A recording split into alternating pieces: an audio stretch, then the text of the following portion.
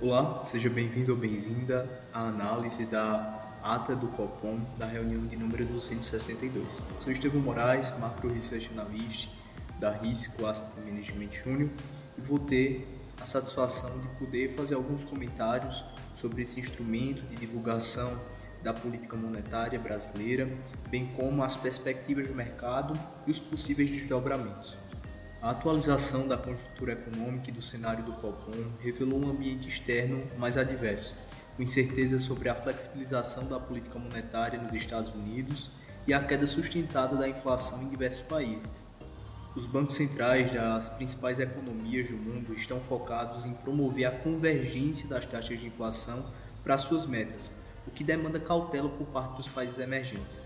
Nos Estados Unidos, nós temos um cenário onde o Fed ele acaba postergando ainda mais o início do ciclo de corte da taxa de juros, o que acaba implicando no Brasil também ter uma postura receosa em relação a isso.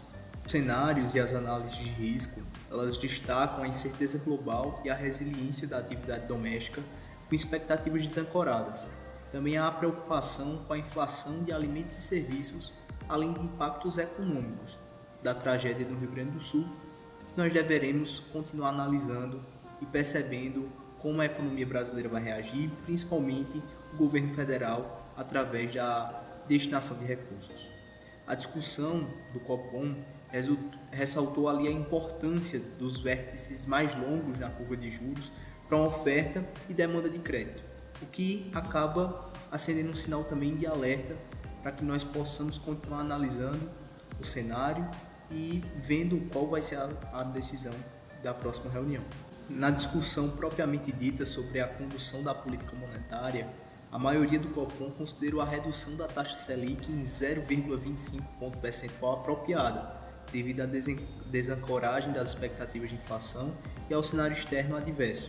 Foi enfatizada também a necessidade de uma política mais contracionista e cautelosa para reforçar a dinâmica desinflacionária, ou seja, cautela é melhor. Além do mais, a decisão de política monetária resultou na redução da taxa básica de juros em 0,25 ponto percentual, fazendo com que a taxa Selic chegue a 10,50% ao ano. Essa decisão foi tomada visando a convergência da inflação para a meta ao longo do horizonte relevante, incluindo o ano de 2025, e também para suavizar as flutuações da atividade econômica e promover o pleno emprego. A conjuntura atual, com um processo desinflacionário mais lento e expectativas desancoradas, demandou serenidade e moderação na condução da política monetária. Dessa forma, de 5 votos a 4, a decisão foi pelo corte de 0,25 ponto percentual. Enfatizando melhor, o corte de 0,25 ponto percentual na taxa Selic foi justificado pela maioria do Copom, esses 5 diretores, devido à desancoragem das expectativas de inflação, ao cenário externo mais adverso e também ao dinamismo inesperado do mercado de trabalho e à atividade econômica um pouco aquecida. Essa redução foi considerada apropriada para reforçar a dinâmica desinflacionária e manter uma postura mais contracionista e cautelosa na política monetária. Por outro lado, os membros que defenderam o corte de 0,5 ponto percentual compartilharam a percepção do aumento das incertezas internas e externas entre as reuniões de março e maio. Eles argumentaram que seguir o guidance de redução mais agressiva poderia ser mais adequado, ou seja, manter a postura que o Banco Central vinha tendo, certo? Como uma espécie de falar para o mercado que eles se comprometeram com o guidance e iriam cumprir. No entanto, eles reconhecem a importância do compromisso com a meta de inflação e a necessidade de reancorar as expectativas. Esses membros, esses 4 diretores, eles enfatizaram a flexibilidade das decisões futuras, visando calibrar a trajetória da política monetária de forma apropriada diante de novas informações. Um fato interessante é que a ata nos mostra que todos os membros eles entraram em consenso, ou seja, eles concordaram que a adoção de uma política monetária mais contracionista, cautelosa e sem indicações futuras sobre os próximos movimentos mostra-se mais apropriado, diante desse cenário global incerto e também desse cenário doméstico marcado por resiliência da atividade econômica e de expectativas desancoradas.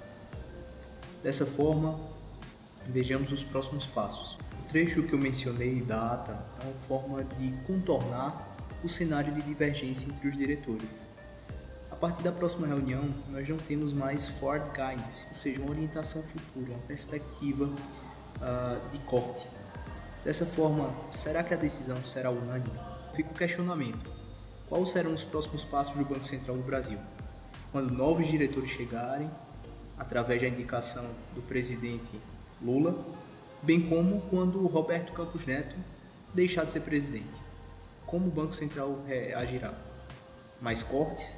Em maiores proporções?